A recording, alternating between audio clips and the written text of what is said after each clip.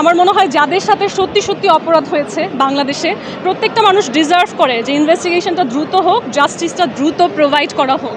So আমার উপর যদি কোনো অভিযোগ থাকে, সেই অভিযোগটা তারা প্রমাণ করার চেষ্টা করুক, দ্রুত ইনভেস্টিগেশন দিক। কেন করছে না সেটা আমারও প্রশ্ন, এবং সেই প্রশ্নের মধ্যে আসলে উত্তর থাকে যে আমার বিরুদ্ধে আসলে প্রকৃত কোনো অভিযোগ, প্রমাণ, অপরাধের চিহ্ন কিছুই নেই। বিকজ এই হয়রানিটাও আসলে আমি আমার মতো করে মোকাবিলা করছি। যেমন এই যে কোর্টে আসা, আপনাদেরকে ফেস করা, অনেক মানুষ হয়তো লুকিয়ে থাকে যারা ভয় পায়, কিন্তু আমি আসলে এই হয়রানিটাকে নিজের মতো করে সাহসের সাথে মোকাবিলা করছি যে আমার যখন অপরাধ নেই তখন আমি কেন লুকিয়ে থাকবো।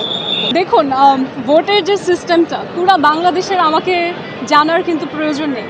আমি যে আসনে ভোট প্রার্থী দাঁড়াচ্ছি সেখানকার মানুষ আমার জন্য ভোট করলেই হলো, এবং সেখানকার মানুষ আমাকে আমার শিশুকাল থেকে চেনে।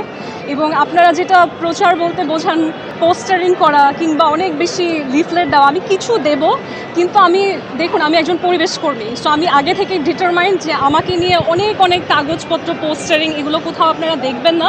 এটা আমার একটা ইন্টেনশনাল ডিসিশন। কিন্তু মাঠ পর্যায়ে মানুষের সাথে কমিউনিকেশন করা, সেই জায়গাটাতে আমি অলরেডি তৎপর আছি।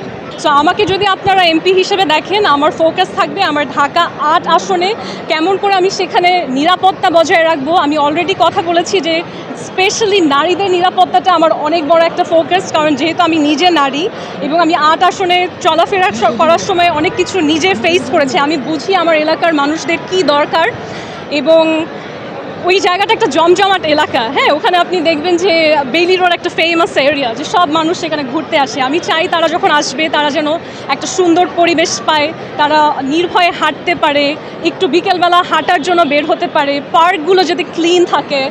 এই জিনিসগুলোই আমার ফোকাস। হ্যাঁ, আমি কোনো রকমের রাজনৈতিক তর্ক বিতর্কের মধ্যে নাই। আমি একেবারেই একজন ক্লিন এমপি যে আসলেই ওই ঢাকা ৮ আসনটাকে সুন্দরভাবে সমৃদ্ধ করতে পারবে বা চায়। সেখানে আজকে ধার্য তারিখ ছিল এবং তদন্ত প্রতিবেদন প্রাপ্তির জন্য ছিল। তদন্ত প্রতিবেদন আসে নাই, পরবর্তী তারিখের আগে তদন্ত প্রতিবেদন দাখিলের জন্য আমরা কোর্টের কাছে আবেদন করেছি।